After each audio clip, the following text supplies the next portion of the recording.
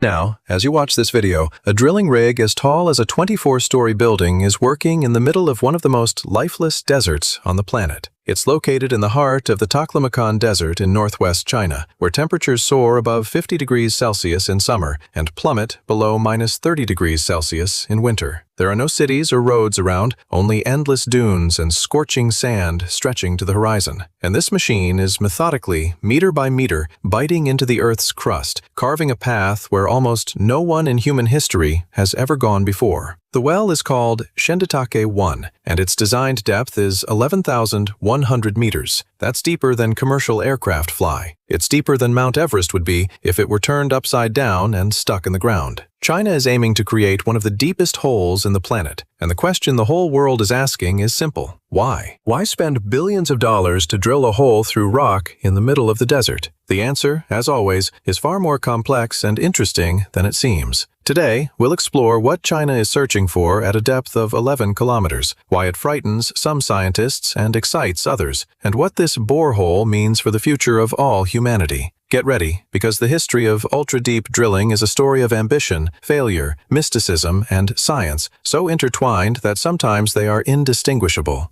To understand why China is drilling into the Earth, you first need to understand what's inside. And here's where the most astonishing thing begins. We, the people who sent robots to Mars and photographed a black hole 55 million light-years away, still don't really know what's beneath our feet. Seriously, the distance from the Earth's surface to the center of its core is about 6,370 kilometers. The deepest borehole in history, the Kola Superdeep Borehole in Russia, reached 12,262 meters. That's about 0.2% of the distance to the planet's center. We've literally scratched the surface. If you imagine the Earth as an apple, we haven't even broken the skin. Everything we know about the planet's deep layers, the mantle, the outer and inner core, is obtained indirectly. Scientists study how seismic waves from earthquakes travel through the Earth's crust and build models based on their changes in speed and direction. It's like trying to figure out what's inside a watermelon without cutting it, just by tapping it and listening to the sound. The method works, but it only provides a fuzzy picture. Direct access to deep rock, the ability to pull a piece of rock from 10 kilometers down, place it on a lab bench, and study it, is priceless. And that's precisely what China is digging underground for. But China wasn't the first to attempt to peer into the planet's depths. The race for depth began at the height of the Cold War, and it was no less dramatic than the space race. In 1961, just a few weeks after Gagarin's flight, the Americans launched Project Mohole, an attempt to drill into the ocean floor off Mexico and reach the boundary between the Earth's crust and mantle, the so-called Mohorovicic boundary. The idea was brilliant. Oceanic crust is thinner than continental crust, only 5 to 7 kilometers thick compared to 30 to 70 on land, and drilling through it seemed easier. The project began with enthusiasm. The first test drills in 1961 actually recovered rock samples from beneath the ocean floor, causing a worldwide sensation. But then the project sank into bureaucracy, cost overruns, and political scandals. By 1966, Congress cut off funding, and Mohole never reached the mantle. The Soviet Union watched this failure with ill-concealed pleasure, and in 1970, just in time for the centenary of Lenin's birth, drilling began on the Kola Peninsula, a borehole destined to become a monument to Soviet science. The location was no accident. The Kola Peninsula lies on the Baltic Shield, one of the oldest sections of the Earth's crust, where rocks up to 3 billion years old emerge at the surface. Scientists hoped that the borehole would penetrate the mantle at a depth of 10 to 15 kilometers. The first stage of drilling went smoothly. By 1979, the Kola Superdeep had broken the record set by the American Bertha Rogers well in Oklahoma, reaching a depth of 9.5 kilometers. In 1983, the depth reached 12 kilometers, and Soviet geologists rejoiced. In the summer of 1984, at the International Geological Congress in Moscow, the USSR Minister of Geology announced the achievement: 12,066 meters. This caused a sensation. Delegates were taken to the Kola Peninsula, where they were shown the drill in action, and cores, cylindrical columns of rock extracted from the depths, were retrieved.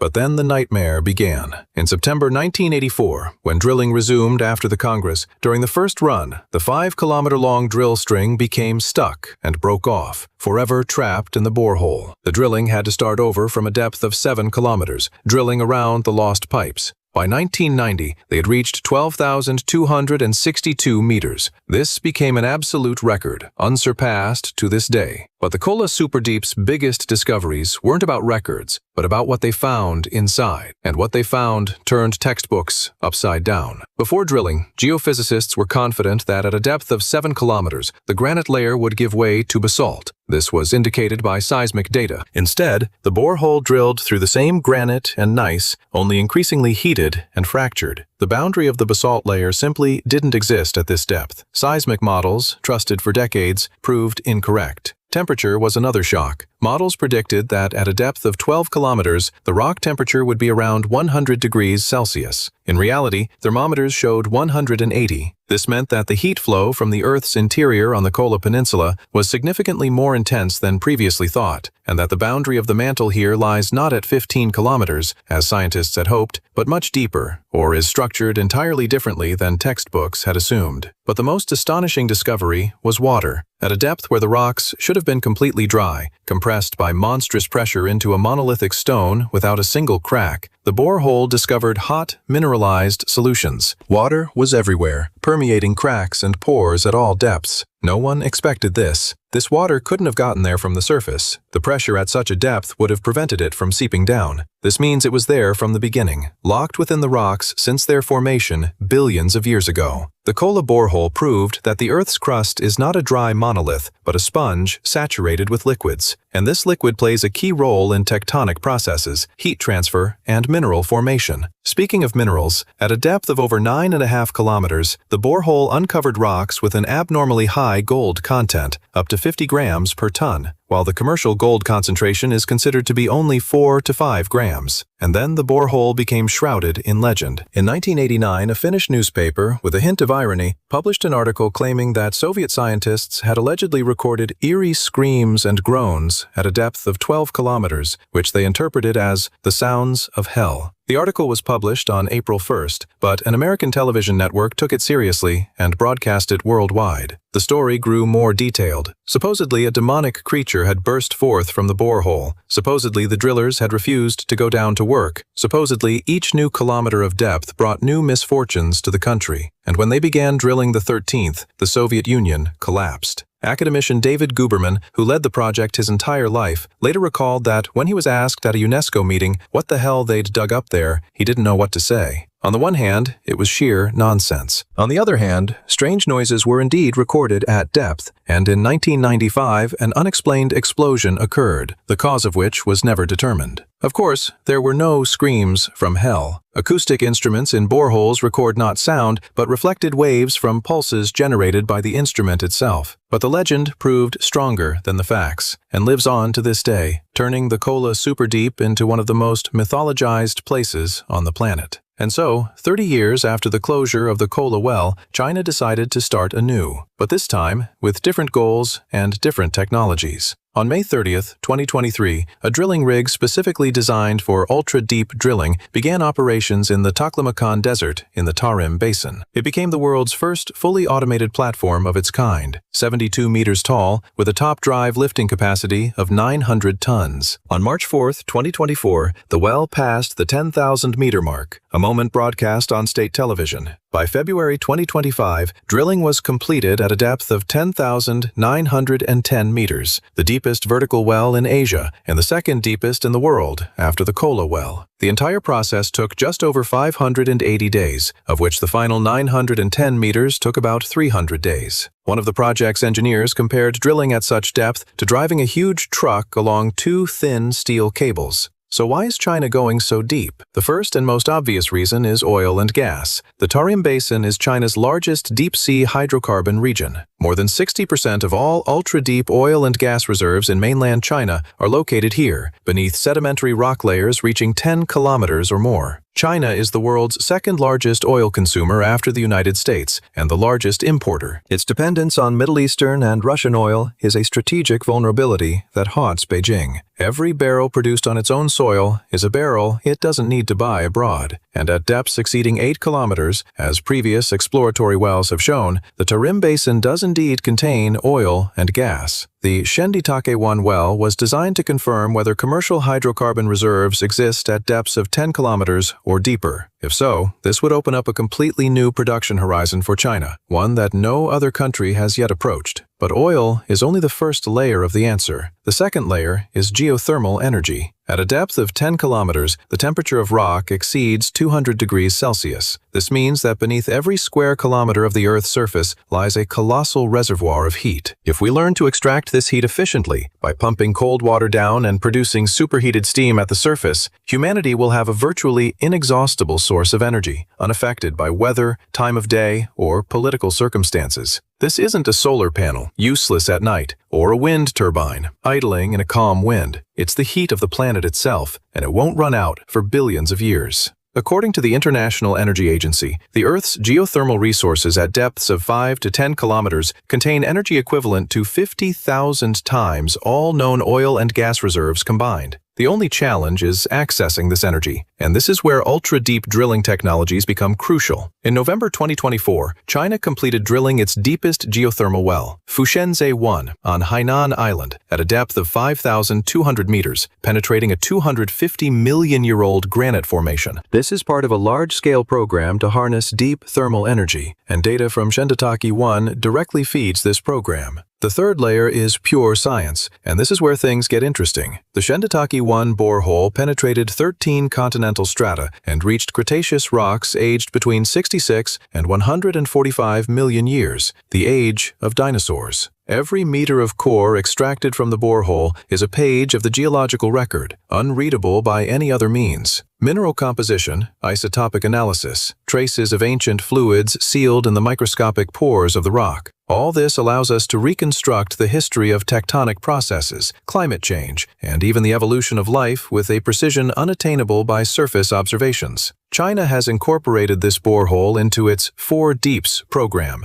Deep Space, Deep Sea, Deep Earth, Deep Blue, which encompasses everything from lunar missions to submersibles. And here's what's interesting. Chinese scientists openly compare the significance of this borehole to the landing of the Chang'e lunar probe and the dive of the Jiaolong submersible. For them, this isn't just a hole in the ground. It's a project of national prestige, a bid for leadership in a field previously dominated by Russia and the West. But there's a fourth layer, the least talked about, though perhaps the most important. China is located in one of the most seismically active regions in the world. The 2008 Sichuan earthquake killed nearly 70,000 people. The disaster occurred at a depth of approximately 19 kilometers, in an area about which geologists knew very little. Direct access to deep rocks makes it possible to study stresses in the Earth's crust, measure the temperature and pressure of fluids in fractures, and install sensors that can detect earthquake precursors long before they reach the surface. This isn't science fiction. Similar monitoring systems are already operating in Japan, but at significantly shallower depths. China wants to create a deep-seated early warning system, and to do so, it needs to know what's happening at a depth of 10 kilometers, not just theoretically, but practically. Conspiracy theorists, of course, couldn't ignore such a project. Theories, one more colorful than the other, blossomed online. Some claim that China is searching not for oil, but for the secret underground bases of an ancient civilization that predates humanity. Others are convinced that the well is part of a geophysical weapon capable of triggering earthquakes in enemy territory. Still others link the project to the hollow earth theory and claim that the Chinese are attempting to drill into an inner world inhabited by reptilians. Still others recall the sounds of hell from the Kola Superdeep Borehole and are certain that the Chinese will stumble upon the same thing, only worse. Theories have even surfaced on Chinese forums that the government is searching for an entrance to the legendary Shambhala, a mystical city that, according to Tibetan mythology, is hidden somewhere deep within Asia. All this, of course, has nothing to do with reality, but it perfectly demonstrates the magnetism that the idea of penetrating into the depths of the Earth attracts, a place that frightens people no less than outer space. The reality, as always, is less spectacular, but more impressive. Let's examine the real challenges faced by the engineers drilling this well, because the difficulties of ultra-deep drilling are a whole other level of engineering nightmare. At a depth of 10 kilometers, the rock temperature exceeds 200 degrees Celsius. This means that the standard steel of the drill pipes softens, the electronics of the instruments fail, and the drilling mud, a special liquid pumped into the well to cool and remove rock, begins to decompose. Reservoir pressure reaches 130 megapascals. That's 1,300 atmospheres. If a crack forms somewhere in the borehole wall, the superheated liquid or gas under this pressure can shoot upward like a cannon, destroying all the equipment. It's called a blowout, and in the oil industry, it's one of the worst nightmares. It was a blowout that caused the Deepwater Horizon disaster in the Gulf of Mexico in 2010, which claimed 11 lives and caused the largest oil spill in history. But the main problem isn't the pressure or temperature, but the well's geometry itself. At a depth of 10 kilometers, the borehole's diameter narrows to 20 to 22 centimeters, slightly wider than a dinner plate. Meanwhile, the drill string, suspended at the surface, weighs hundreds of tons. Controlling the bit at the end of this string is like trying to carve a pattern into the bottom of a well with a 10-kilometer-long knitting needle. The slightest deviation, the slightest vibration, and the string jams. This is precisely what happened at the Kola borehole in 1984, when 5 kilometers of pipe were forever lost in the Earth's depths.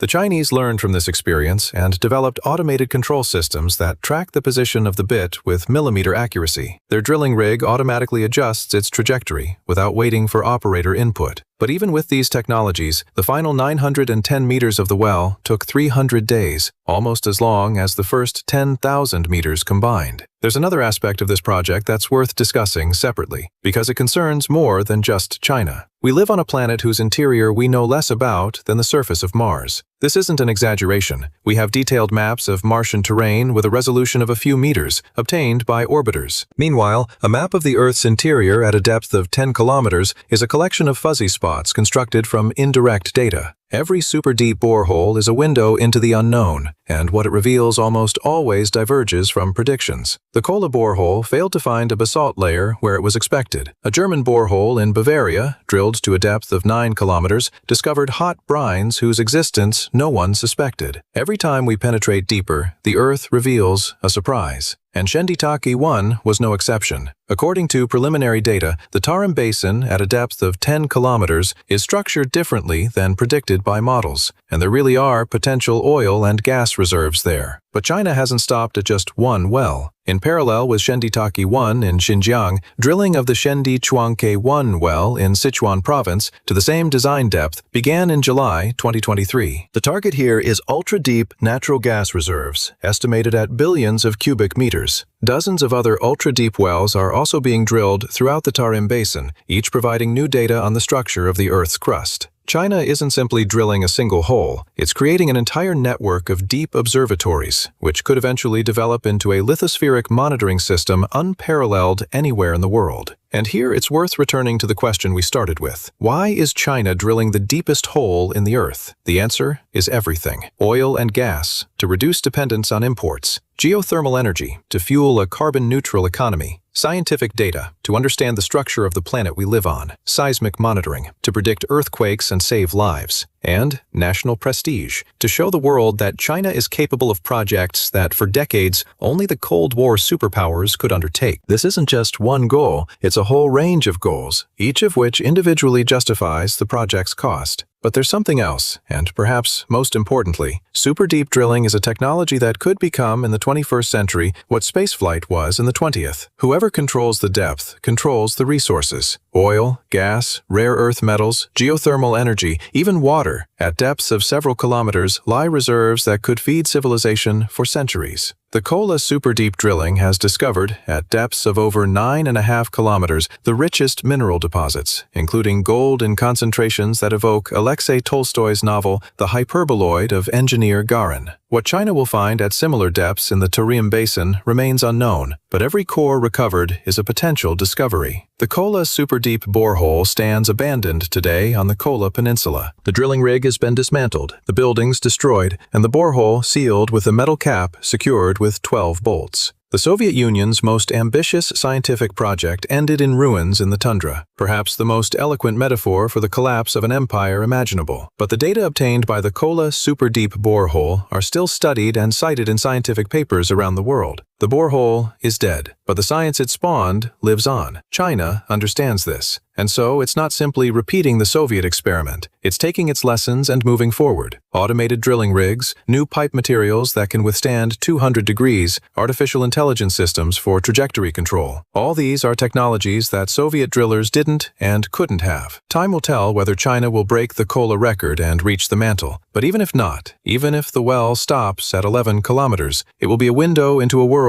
we have never seen before. Today we've traveled from the Taklamakan Desert to the Kola Peninsula, from drill bits to the sounds of hell, from oil deposits to the edge of the Earth's crust. And the main lesson of this story is simple. We live on a planet we don't know. We conquer space, build artificial intelligence, and edit genes, but we still can't drill a hole deeper than 12 kilometers into the rock beneath our feet. Every super deep borehole is a reminder of how little we understand the world we were born into. And every meter deeper is a step toward answering the questions humanity has been asking itself since the first human looked not up at the stars, but down at the earth and wondered, what's out there? Share your thoughts in the comments. Will China break the Kola Superdeep record? And don't forget to subscribe. There are many more stories ahead about how science pushes the boundaries of what's possible. See you there.